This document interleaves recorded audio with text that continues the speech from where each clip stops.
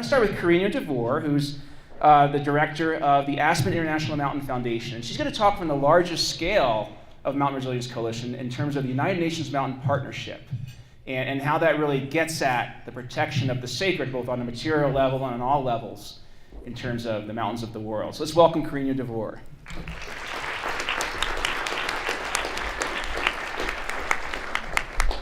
Thank you. It's really a great pleasure to be here. Can you all hear me back there? Okay. We are so pleased to be here. My colleague Eric Smith in the front from the Aspen International Mountain Foundation, and to be a part of, this new Mountain Resilience Coalition. And I want to give you a little bit of background, but everyone up here absolutely has a passion for mountains. As I believe most of you do as well. Over 20 years ago in Aspen, we emanated out of our Sister Cities organization. Aspen had a group 5, actually, sister cities that were all mountain communities. Bariloche in South America, Garmisch, Bartenkerken, Chamonix, France, Shimokaku, Japan, Davos, Switzerland. And this group started a session of mountain resilience meetings, and out of that, we became noticed. The work that we did, we had conferences all over the world, and at the same time, the United Nations was looking at mountains and wondering how they could bring more attention to mountains. So out of this Sister Cities group evolved the Aspen International Mountain Foundation and then the United Nations Mountain Partnership. So at that time we worked with the United Nations Environment Program, with Sister Cities, with the city of Aspen, the city of Telluride, state of Colorado, and the United Nations Mountain Partnership was created. It's based in Rome at the United Nations Food and Agriculture Organization, FAO, and its purpose is to promote sustainable mountain development all over the world and to bring attention to mountain issues and to be advocates for the mountains. The Aspen International Mountain Foundation is on the steering committee, which is the board, representing North and Central America and the Caribbean. And our colleague here, Alberto, is our partner in representing Central America. And it's a huge job. And in coming together with the Telluride Institute and this wonderful group, we have created the Mountain Resilience Coalition, and we are opening up amazing opportunities to all of you. And we invite you all to participate in this larger program. So we have representatives in Asia, Central Asia, in Europe, in India, in South America, in Central America, and each of these organizations has a number of members. Your university is now a member. I believe Gunnison is almost a member, or about to be a member of the Mountain Partnership. Colorado, we're hoping. Is the president here? Because I made us a member without asking him when we were in Rome. Oh, okay. Don't tell him. But we're a member, yeah. Well, it's very special to be a member, and some of the work that we do, for instance, we were involved in writing part of the Paris Accord, and also the Sustainable Development Goals for 2030. So this is an arduous process, and we used students, we used stakeholders from all over the mountains to have representation for mountains in these international accords. And it's not an easy process. It's a long process. Paris took years, and you present your what you'd like to have included, and it gets watered down, and you present more and more and more. And we were very proud that through our efforts, we were included in Paris and included in the Sustainable Development Goals. And so one of the things that we're trying to do now with the MRC, which John will talk about in depth, is to partner the Mountain Partnership and all of its organizations, including from the level of the United Nations down to our communities, to promote sustainable development, to identify indicators and goals for mountain communities to collectively work on, and to create an esprit of mountain communities. And some of the statistics are 70% of our fresh water comes from mountains. So downstream users are affected as well. Mountains are critical all over the world, not just to mountain peoples. So that's a message that we're trying to get out as well. And I might stop there and let you ask me some questions. Yeah, I do want to point out what's behind Karinjo here. Aubrey, are you here? Aubrey Schaaf? Stand up. Let's hear it for Aubrey Schaaf. This is her work. So, once we formed this coalition, we started looking for students who had a passion for mountains. And this was a year of foundation building, right? Infrastructure, relationship building, etc. And so John Lifton-Zoline, who's here, pulled me outside his home. We were in Telluride. He said, "We don't even have a map, right?" And Audrey has a passion for both mountains and GIS. And so she, with Dr. Chavez and Dr. Crosley, looked very closely at the cutting-edge literature from around the world of what constitutes a mountain community. What's the criteria of a mountain community? And based on that criteria, she put the mountain communities of this United Nations region that we're facilitating up here, so we at least know where we're starting. And there are some very challenging ethical questions and post-colonial questions surrounding that. Because once you accept an academic definition of a mountain and make a map, whose communities have been erased, right? They may define themselves over hundreds of years as mountain peoples, and they may not be on this map. And so Aubrey has some really fun ethical challenges ahead to think about how to represent that. And with that, she has pushed the envelope on the literature that's out there, and she and Dr. Chavez will be submitting a publication on how do you do that? How do you try to find those communities that subjectively identify as mountain peoples, even if they don't fit the quantitative criteria of a mountain community? So let's hear it for Aubrey and Dr. Chavez.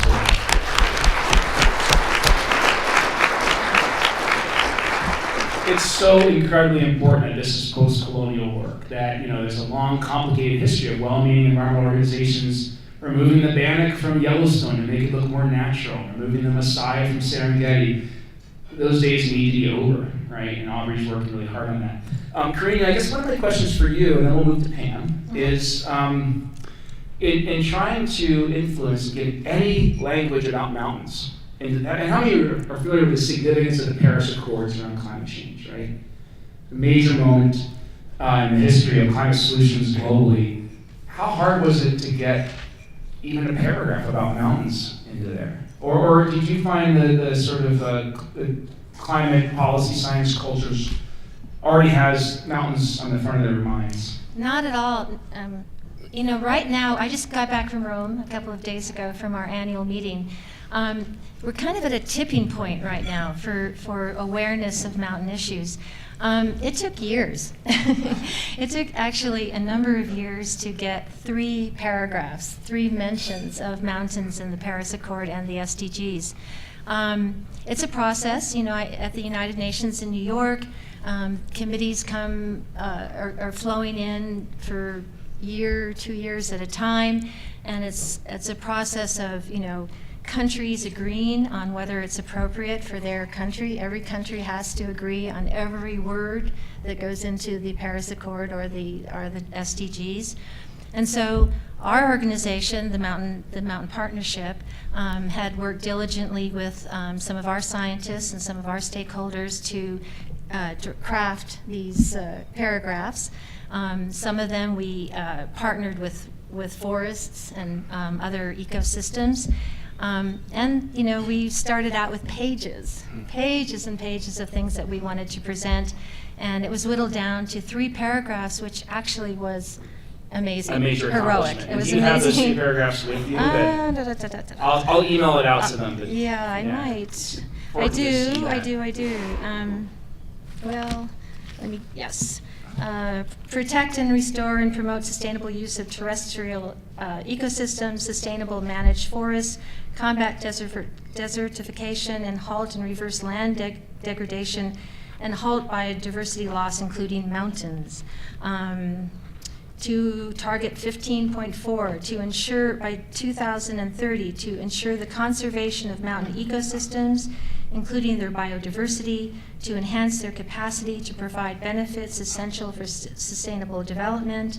And there's several others that mention mountains. That target 15 was our big target. So it's a process, and it's, it sort of puts things in perspective. And you all are involved, if you want, in translating that push to just tuck mountains into the United Nations climate language into real work. So for example, the Mountain Resilience Coalition, our end goal is by 2050, a net carbon neutral mountain region for North America, Central America, Caribbean. By net carbon neutral, what we mean is that the developing world that's still struggling with poverty and doesn't have the affluence of the developed world should not be expected to be carbon neutral out of the blue, right? And in fact, we, as affluent peoples, will have a responsibility to go above and beyond carbon neutral to offset, right, the developing world and to fund adaptation work in the face of climate disasters and climate chaos in the developing world. And so that's our ultimate goal. We also have a goal called 30 by 30, and to matching your 2030 goal at the UN level, for our UN region, it's 30 climate action plans, grad students working under Dr. Chavez and Dr. Knapp and others by 2030. And our more immediate goal is to create this infrastructure. We have a map, and then Simone Kettler with Dr. Chavez and Eric Smith from Aspen International Mountain Foundation have created indicators for how do we understand, the liabilities and assets of each community to then build solidarity networks across those communities to the point that it's a self-organizing movement, right, of mountain communities learning from each other, building solidarity with each other, sharing resources, sharing knowledge. And so those are sort of the goals we're moving toward, and it's impossible without you all. And so Ethan White, who's here as well, has done a lot of work. He's just returned from a bunch of different countries in this region to figure out how do we bring subjective perspectives from those communities about who they are. So we're not just in sort of a UN way looking at a top-down methodology of, well, this is who you are and this is what you need. Ethan's working really hard to figure out a methodology where people can express who they are and what they need. And I'd like to just mention that the work that's being done here at Western is being recorded in the UN reports on sustainable development. So it's not insignificant. Everything that happens here is totally, the Mountain Partnership is aware of what is happening here, and it's being recorded, and it's being presented in September in the General Assembly. So it's huge. Yeah, including our undergrads. Who's in the ENVS 400 group working on this? Raise your hand, please. Let's hear it for them. And the grad students I just mentioned, please. Yeah, absolutely.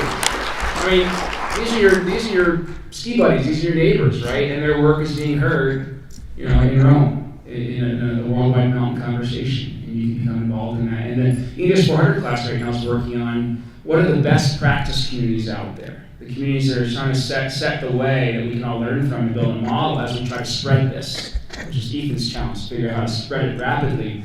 And they've been challenged to make this diverse, right? Urban and rural mountain communities, tropical and alpine mountain communities, developed and developing world mountain communities. I want to shift to Pam, speaking of the developing world, because Telluride Institute has been a partner in this conversation that's really kept us thinking about the developing world, but also thinking on the scale of the watershed. That as global as this conversation gets, Pam and her colleagues at Telluride Institute have really pushed us to not forget the watershed scale. Pam has pretty much anything cool that's ever happened in Telluride is because of Pam, and that's how I'm going to introduce her. So let's welcome Pam Lifton-Zoline.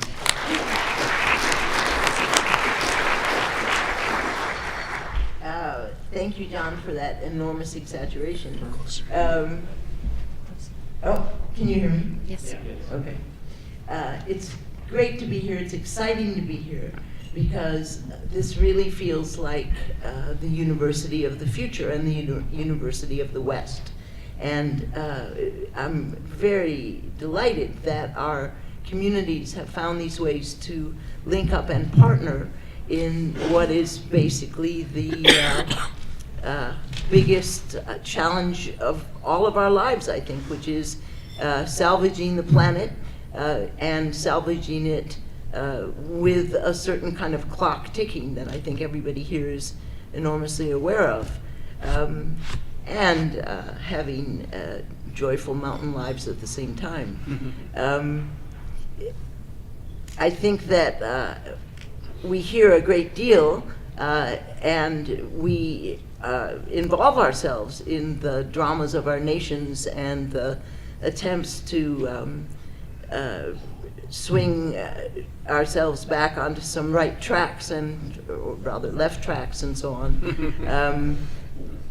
But when the debate in Washington and over the networks is about the possibility of a Green New Deal, and whether it's too wild and whether it's too crazy and whether we can afford it and whether it fits into the politics, I'm incredibly delighted to be amongst people who are simply getting on with it and are making the Green New Deal happen. And that's, I believe, what this kind of population is about. And that's great, because otherwise it's really difficult to look at the challenges coming at us with anything like a calm mind. I think that the framework of understanding mountains as a set of connected communities is actually very beautiful. And if you visualize it, if you visualize the planet, we've been playing with some of these ideas in our group, and you imagine it with water rising up to a certain level, and then what's left are your mountains. That's a certain, that's a certain kind of reality. And for the mountains to link up with each other and to share resources, to share solutions, to share human energy seems very critical. And then there's the task of trying to engage the rest of the population in understanding that the mountains are not just beautiful and inspiring and groovy places to hang out in, but actually critical to life. That's a harder task, and I think we can be inspired by the work that people have done with oceans over the last decades, where, I don't know, when, maybe 40 or 50 years ago, there were the first efforts to really popularize the idea that oceans were critical to all of us and that we were all in a connected way responsible for their well-being. And now I think it's, a kind of commonplace. People get it, and they at least sometimes move to support the health of oceans. We need to do something similar on behalf of mountains. So there's the work of messaging, and then there's the work of actually being there and going there and getting wet and building things and studying and understanding and making things possible. And what I think is exciting about the work that is available to all of us is there's the difficult, heady, dry work, the bureaucratic work, the sitting in stuffy rooms that needs to go on, the meetings that never stop in order to do the UN work and so on that Karinjo has talked about. And then there's the wildest, freest, most intense kind of life possible, which mountain people know. So we are indeed blessed, and I feel very blessed to be here with such great colleagues and friends. Excuse me. And so I want to finish by saying that all of you students are welcome to come to Telluride and find out what's going on with us. We've got some very exciting things that happen, including the what we like to think of as the world's best mushroom festival. What are the dates? 15th to the 18th. 15th August 15th to the 18th. Get online, come on over. It's a fascinating and amazing festival of knowledge and inspiration, science and food. And we are involved and have been for many years in Watershed Education, and would love some students to connect with us on that. Art has a project that he's been championing for decades now about the world's, what is it, Art, world's highest, most ancient fens? Most oldest fens in the United States. Yeah. Oldest fens in the United States. Fens are watered from below and not from the sky. I learned that from Art.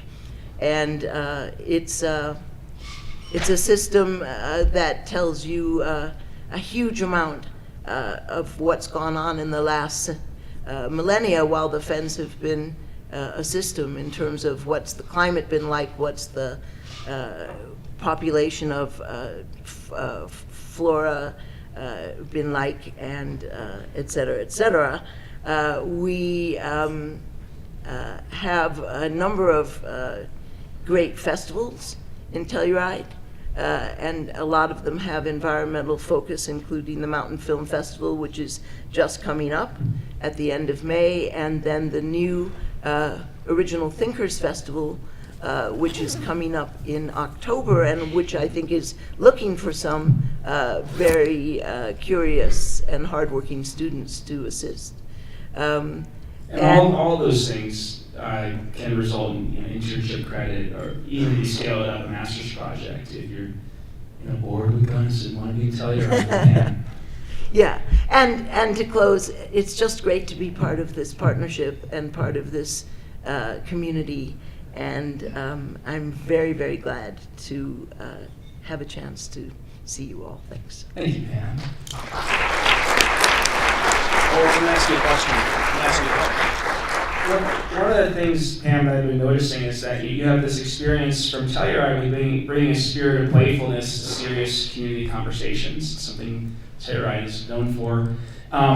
You've been running some ideas by the Mountain Resilience Coalition. Like for you all, I just laid out, like some pretty dry goals, like net carbon neutral and 30 climate action plans.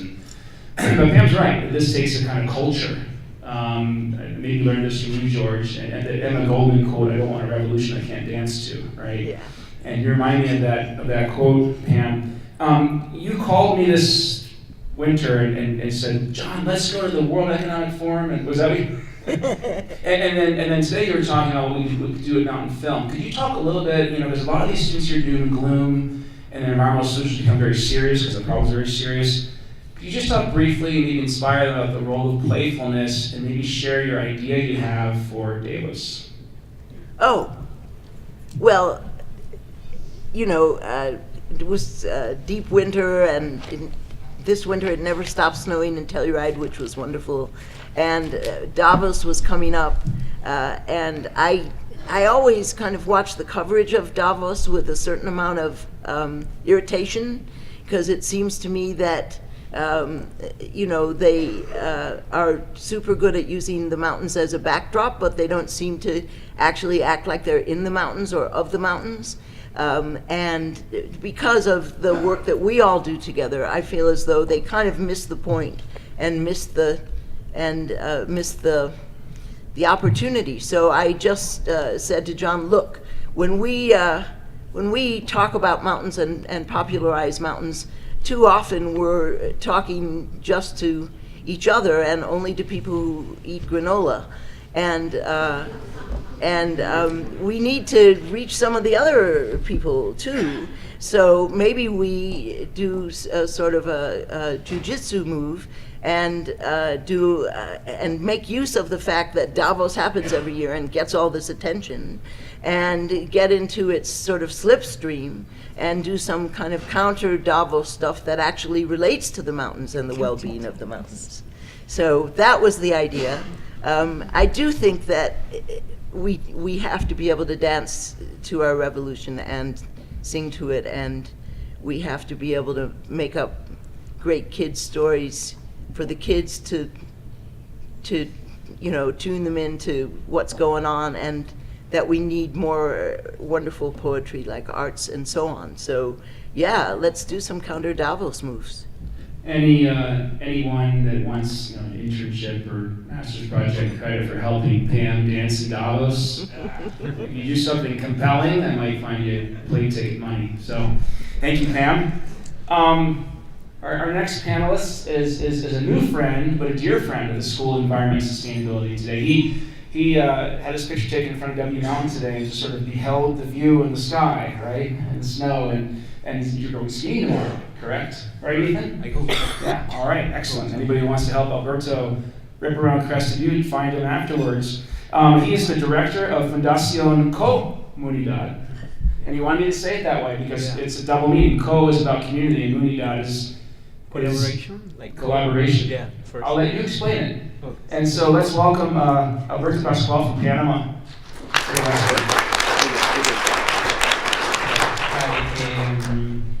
Good afternoon to the auditorium and my colleagues in the panel. Okay, the introduction of John about the name of the NGO that I'm the director. It's called Comunidad because in Spanish is the word, and they have two meaning. Yeah. It's co is for collaboration, cooperation, and unidad in Spanish is it's unity. It's a word with 2 meanings. That word is the cooperative unity. Yes, sure. Yeah, and okay. First of all, I want to say thank you very much for Western Colorado University and the School of Environmental and Sustainability for the invitation to be part of this wonderful panel and talk about strategic for building mountain resilient. And I'm delighted for be a part and be talk with all the students. I feel like you are very enthusiastic with mountain, and that's why I'm so happy to be here. Well, John sent me before when I talk about the panel 2 questions. Okay, the first question is, what is a mountain resilient? And I try to explain from my experience and my work and different background.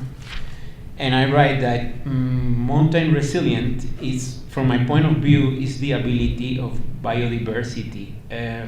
I want to add take a key word of biodiversity, because sometimes in the meaning of resilient they use different words, like people use like forestry, and when you use biodiversity, use everything in the context of resilient. And for exposed to impact, absorb of transform and recovery for the effects of the impact. And the another issue is in the mountain is under specific elements and characteristic, for example, steep slopes and unpredictable conditions. These are the main biodiversity and elements or characteristic different between the definition of resilient and mountain resilient. And many of my friends, when I talk about mountain resilient, really they don't understand what I'm talking about. And I try to explain better and tangible, like important the issue of this mountain resilient. And for mountain resilient can see tangible or the importance of this mountain resilient, for example, in different sectors or fields. For example, in disaster risk reduction, for example, to reduce the landslides in mountain. Adaptation of climate change focus in food security, For example, I give one example in Panama that they bring some new species of potatoes. They give for the indigenous people. They grow for improve the crops of potato. And another field is agriculture, of course. For example, when we work with small farmers and they produce coffee, and coffee in mountains in Panama is very common. And this is another issue for why it's so important and see tangible of mountain resilience. And the last one is managing nature resources, for example, protected areas. Okay, and this mountain resilience have a different scope, can be different scales.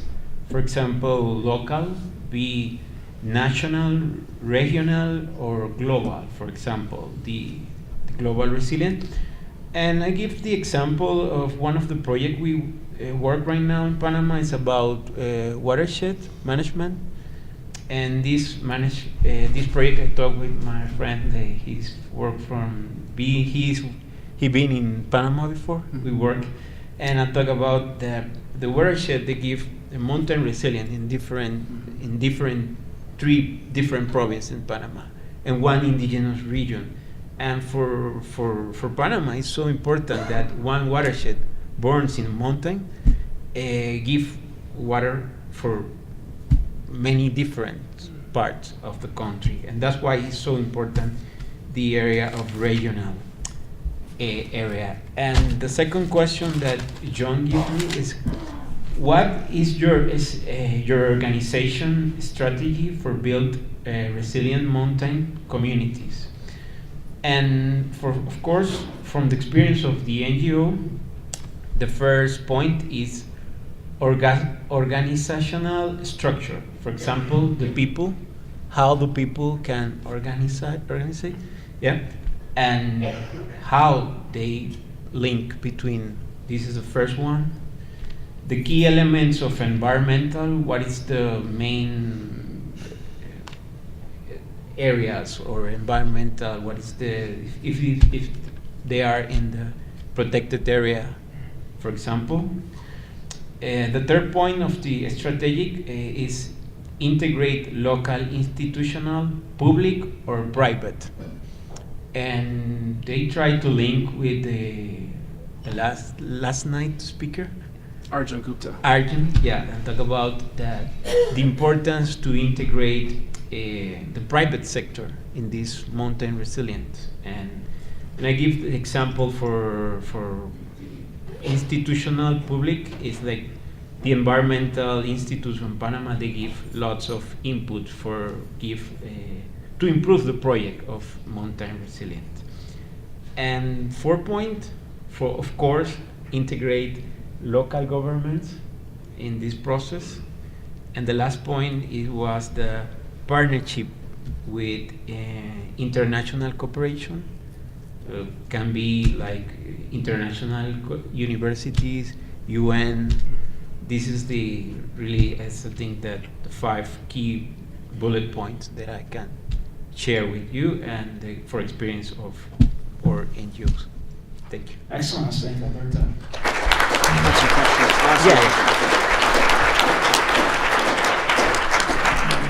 I really appreciate you talking about international cooperation at the end there. And, I'm curious, in the meeting in Rome and other international meetings you've been to, your observation of United Nations climate meetings, in terms of true international cooperation, rather than the dominant powers of the world telling the rest of the world how to live. How have you found, coming from Panama to these meetings, how have you found your voice being heard, respected? Do you feel like on the UN level, it's true international cooperation, or do you still see some of the dominance of US and Europe in those meetings, in those planning sessions? Okay, from my experience, first of all, it's a good question. Because I feel the same, like you say, that the big organizations that try to, like, sometimes it's very bureaucratic, you know. And I think the difference is, for my experience, is the power of the people that support his own projects, you know. And in this way, it's like, for example, the project that Karinjo told me that is right now today in the Pick and Pick newsletter. It's built for the people working with Caribbean pine, and the main issue of this project is really it's the people. It's we are like in local NGO, and we have a partner with international university or international cooperation, but we are only one part. The another part is the people, how to support, and if the people there are enthusiasts, they push forward the project, can be successful and go, and the international cooperation see it after that, you know. It's like a process. You can start with the people, and after strong better the process, and go to a global level, the same project of mountain and all this stuff. And as you look out at this room and think about the times I've talked about how, you know, this School of Environment and Sustainability is sending 25,000 hours of projects out into the world each year to be good accomplices with organizations around the world, good allies. What advice, and I just wonder if part of you is going, oh man, here they come, right? What advice do you have for students who have a passion for being good international cooperators? You know, from what you've seen from other international organizations swooping into Panama, you know, what advice do you have for students who want to partner? Oh, they have hundreds of partners around the world. It's depend. I think advice is really the enthusiasm of the students. They have many opportunity outside. Here, maybe in US and in Latin America, they open lots of opportunity for climate change, you know. And I think it's depend of the. I'm happy because this university, they are focused in mountain, you know, and that's why. And the people we work with project is different between, because for example in my university in Panama when I study my bachelor, they don't have any opportunity for practitioner, you know. One part is academia, like you can read hundreds of books, you know, and another side of the moon is like practice with projects, and that is like the mix, you know, that I'm really like in this university. They have different scale, like practice, academia, and they have the opportunity to have internship and practice with like cooperation outside the university. And this is the best picture I have seen. Thank you. Let's thank Alberto again. We will have time for Q&A after Mayor Gelwicks.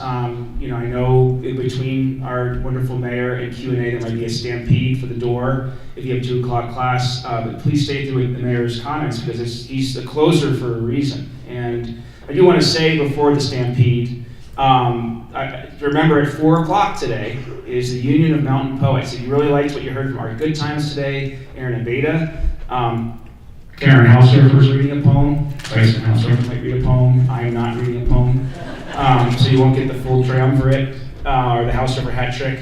But that's at 4 o'clock in Kelly 116. It's sponsored by the Graduate Programs in Creative Writing. And actually, Dr. Hausdoerffer, raise your hand in the back there, please. Stand up, Dr. Hausdoerffer.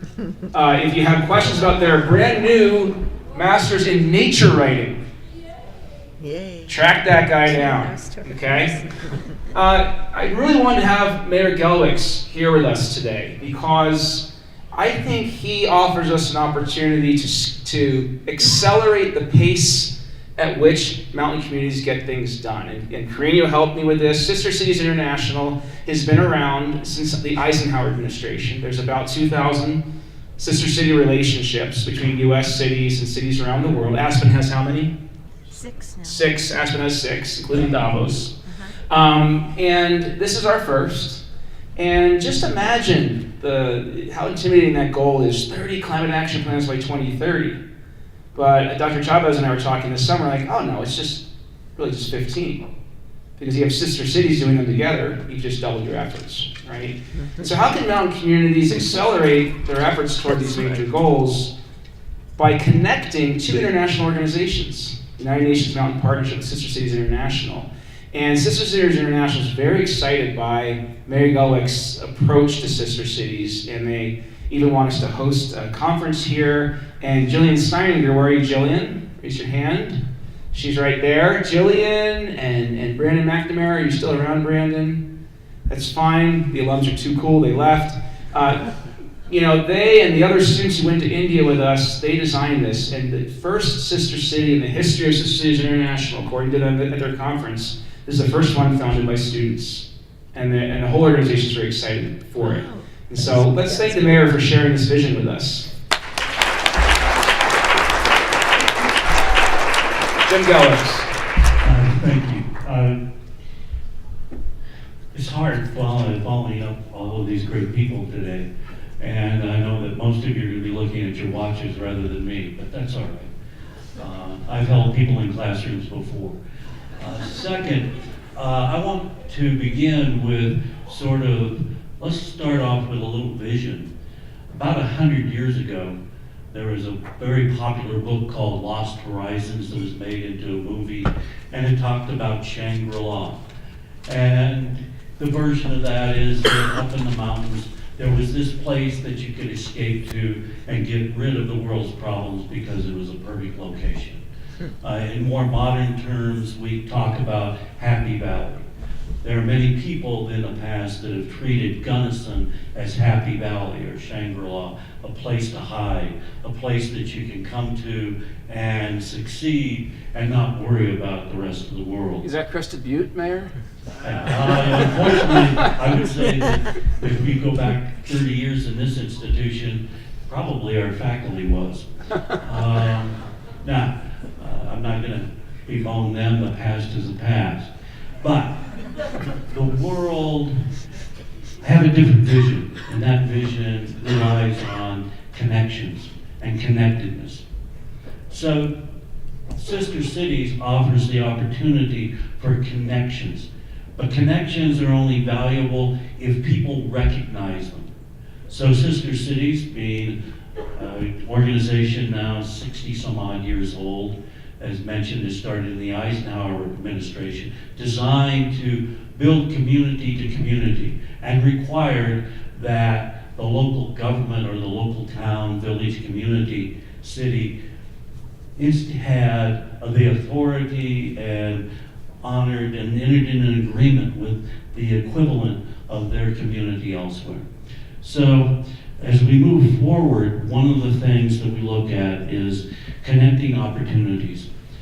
And first, besides being student-led, I'm going to say that the other thing that's amazing about the last 18 months is the rapidity which we went from a letter that went to Puerto Rico with Puerto Rico Relief raised in this community with Ian Gonzalez Bosco. And Jake.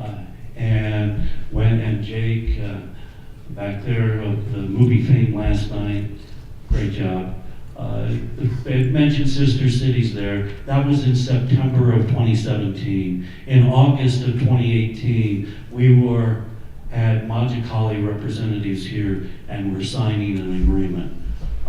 People said in Sister Cities, that doesn't happen.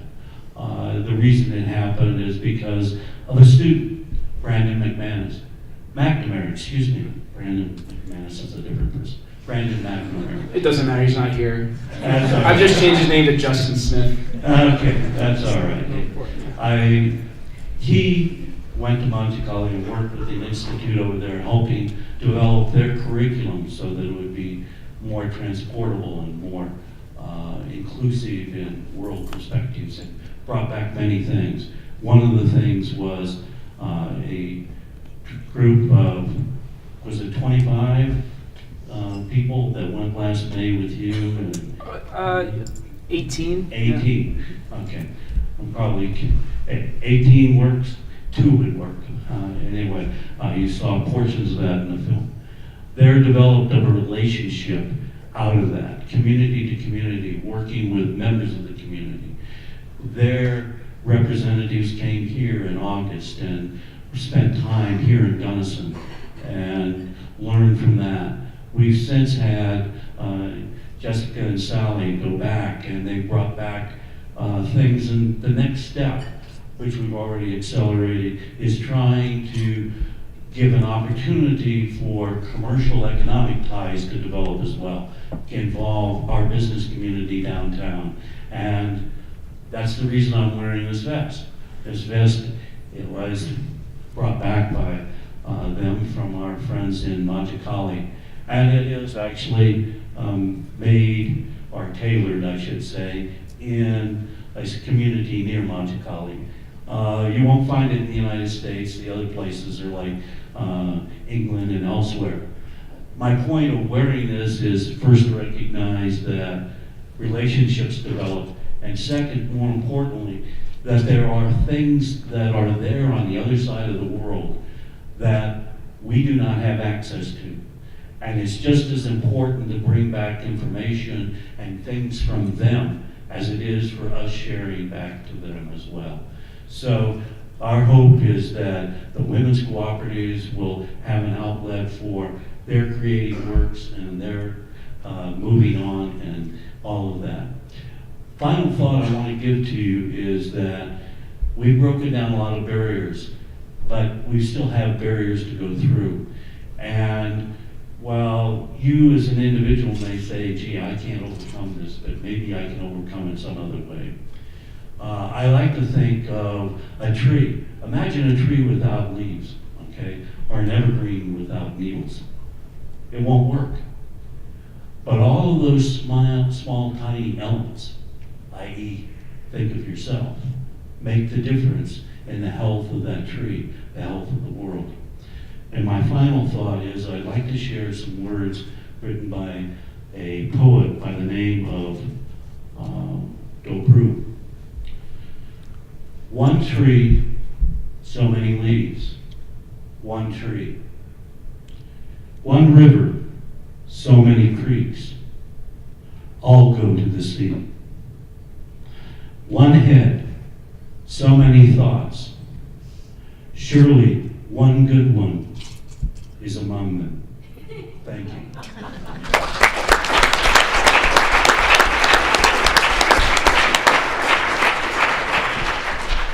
Our mayor is definitely a good one, huh? Jillian, would you stand up again, please? So the work Jillian's doing is coordinating the sister city relationship between Gunnison and Monte Carlo, Indiana. I know many of you went in May, many of you are going in October. Those of you who are not going can still be involved. Just reach out to Jillian. She's trying to figure out, I think she and I and Suzanne came up with a 2-page list of duties for really making this a strong partnership, a lot of which can be done from Gunnison. So if you're passionate about international friendship, right, between mountain communities, please talk to Jillian. Also, those of you going on the trip in the fall, I told you you could sub it for you guys $400 if you did an internship when you got back. And that internship upon your return is to bring something that you learned from the Monte Carlo community and make it happen here in a way that educates Gunnison about this such a partnership. And so the mayor, you'll be working with me and the mayor on that, and that's not a bad resume builder or maybe even reference if you impress them. Sure, happy to do so. And my hope is that we can develop ties into the entire community, both in Monte Carlo and here, so that it's not just, the academics, quote unquote, but that it's all people and everyone is important. There will only be, in my opinion, in the crisis that we're facing, survivors. There will be no villains, there will be no heroes. The more that we think that we are collective in it, and the more that we realize that if you don't have everyone on board, and if all you do is not get them involved, you're going to have things that are going to work against you. Those left behind will work against you very hardly and can be an anchor to the future. So involvement of everyone, involvement of some of those who disagree with you is just as important as those who agree with you. Well put, huh?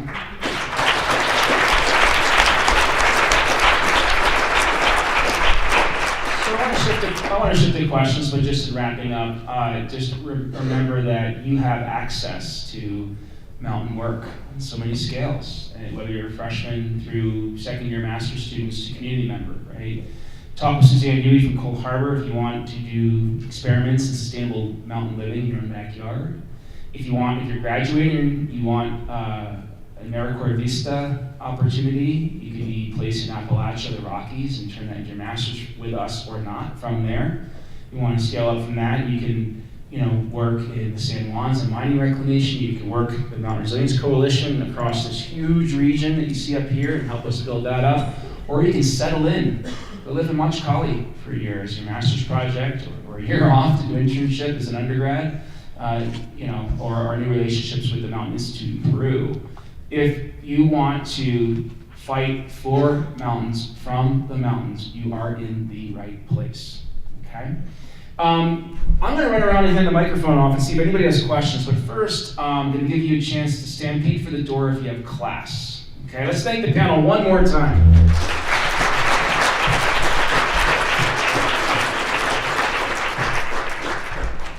Okay, let me see a hand while the stampede's flowing. Any questions about what does it mean to do work for the mountains, from the mountains, how do you get involved? Questions about the internal workings of the United Nations and trying to get things done? Questions about the watershed level of work that's happening in Panama? Oh, well, look at this. Cheryl has a question. I feel like Phil Donahue right now. I know, that's a dated joke. Google it. First of all, just want to thank you all for being here. It's awesome to sit here and listen to all of you speak. My question is for Karinjo. Is that how you pronounce your name? Close.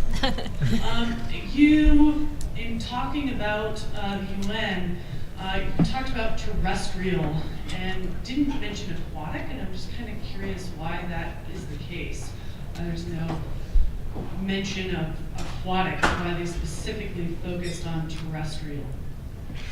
Well, once again, this process is always unbelievably long and difficult. What I didn't mention was that in Paris, before Paris, once we had distilled all of these various paragraphs down to what was acceptable to all of the working groups, then every country representative had to ratify that, every country in the world. And then in Paris, there was another long program of going through each section. So aquatics is important, and it's mentioned elsewhere, but for the mountains, 3 paragraphs was actually huge. And those were the paragraphs that we eventually ended up with. But it's a huge process, and I don't know if you know much about that. But in Paris, it was wee hours of the very last night when everything was actually ratified. There were, the countries are concerned that if they sign, they're responsible for everything that is in these accords. And that's why we were also very disappointed when the current administration decided to step out. It was the only country in the world that's done so. And I might say that Aspen and many other communities, I don't know about Gunnison, I think you are too, Telluride. There's so many towns and cities in America that have just formed a coalition and said we still adhere to these accords. But aquatics is important. Another thing that I might quickly mention is that the Mountain Partnership is partnering with an organization called GLISPA, which is the Island Nations organization. And so these are all delicate ecosystems, and so that's, so there are partnerships amongst fragile ecosystems. So water's important. And water itself, 70% of the Earth's fresh water comes from mountains, so it's hugely important. Good, Cruz. Question in the back? Yeah, so, excuse me. I think I have two questions, actually. The first one is, I hadn't heard anything about a social media or sort of like internet presence for the sister cities, like collaborations.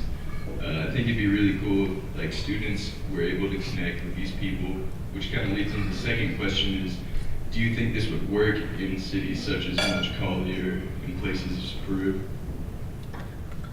Because of limited internet, perhaps? Okay. And that might be a question for Mr. Mayor or even Karinjo, who has like 1 million sister cities, or, hi, Jillian. You thought this might happen? That's something that shady. we would love you all to help us with, actually. That's you're the generation that does more with social media than our generation. Our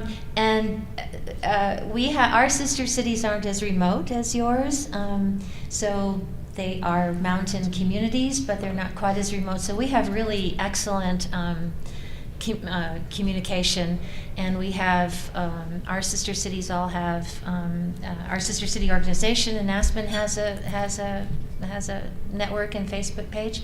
One thing that I might ask all of you to do on behalf of the Mountain Partnership is to, whenever you post anything that is represents mountain issues that you're proud of, hiking, skiing, research, if you could hashtag Mountains Matter, we would really, really appreciate that. I mean, it would be fabulous. So that's one small thing. Great. And Jillian's going to add to that something? answer, Jim, if that's okay. Then Sure. you. Yeah, so Cruz, I really appreciate that. It's funny that you bring that up. I was actually having a conversation with my homestay brother a few weeks ago, and you'd be surprised, there are quite a few amenities that they don't have that we consider to be norms, but a lot of them do have phones. A lot of them do have phones with internet, and he was upset that he hadn't seen a picture of himself on my Instagram recently.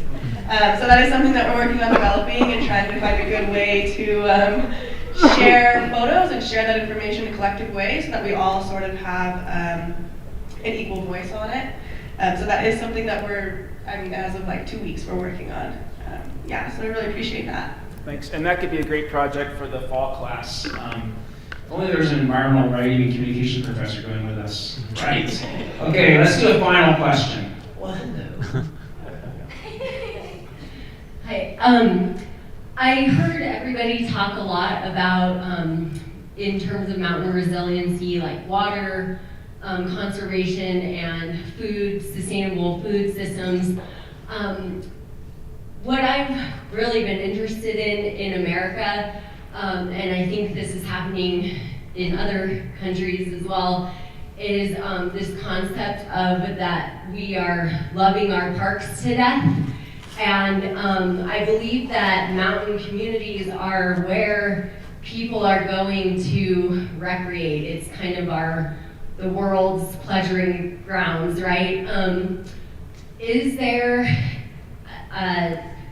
opportunity, or are we even talking about this yet on an international scale of like stewardship principles incorporating sort of outdoor ethics into mountain resiliency and the people who are coming to visit these areas? Great. First, in the valley here, organized out of the One Valley Prosperity Project, is a coordinating group of sustainable recreation and tourism, and it combines together elected officials and all the officials with the Park Service, the Forest Service, the trails, the tourism, to manage and deal with those issues so that we don't love it to death and that you don't end up, stamping everything into the ground. On an international basis, I'll turn that over to Someone else? Do you look at you? Go ahead, Alberto.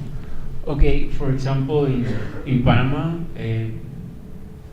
they have a national park next to Costa Rica, called Volcán Baru, and they have like the government they support for like a rescue team, and any of these tourists go there, taking a list take all the details, everything, because sometimes they have problems between the people they go there and take care about the environmental and the security of the tourism. And they have start a new project for awareness for people and try to link between the places and the people that we go in the national park, for example, in Panama. I think it's a great issue that can be worked in a few years ago. And do you want to add anything to that? Oh, yeah, maybe. I think that loving our beautiful places to death is one of the nightmares that hangs in front of all of us, and how to create a society and a culture that can love it but not to death is the task. At a local level, all the watershed education that we do, which we do up and down the watershed in all the schools, K through 12, although not every class every year gets something, but they get pretty much a thorough exploration of the watershed, scientifically, culturally, and historically, before they graduate. And we work with all the schools in the watershed, and we don't charge the schools because none of them really have much budget for this kind of education, but they're once they know that you're not there to blow up the apparatus, they're pretty glad to work with you. And part of what we do is, our real mission is to raise stewards of place, because we still have more elk than people in our watershed, I always say, and at least some of the kids who are growing up there are going to be the decision makers, and if we're going to have a sustainable future, these are the folks who are going to be making the decisions. So stewardship is deep in the DNA of the educational stuff we do. And then I think that at a larger level, Telluride is pretty conscious. And so I think our guides and teachers and the people who interact with the visiting public try to communicate about the beauty and similarly the fragility of what we are all sharing. It's a job that has to happen place by place as well as at a larger cultural level, and it's a job that absolutely deserves and needs attention. I just think that's a nice point to end with. When you combine it with what Mayor Gelwicks said about the needles or leaves of a tree, what Arjun Gupta said last night about the garages, when I quoted Paul Hawken about the 2 million place-based environmental organizations around the world are the antibodies of the planet's immune system, right? And what Pam was just saying about place by place, like, I think that's important to hear, that's your work. That's your work. How lucky were we over last night and today to bask in the glow of such wisdom from veteran, internationally minded, place-based, passionate experts. Let's thank this panel and everyone we've heard from.